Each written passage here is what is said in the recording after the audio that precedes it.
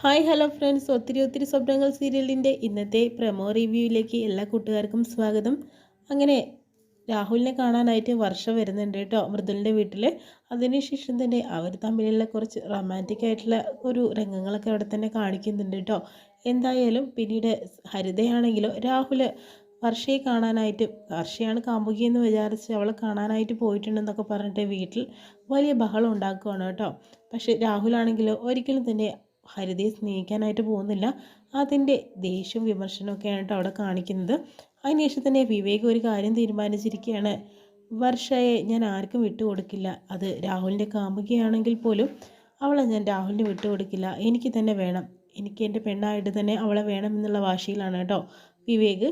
അങ്ങനെ വർഷയെ കാണാനായിട്ട് വരുന്നുണ്ട് കേട്ടോ.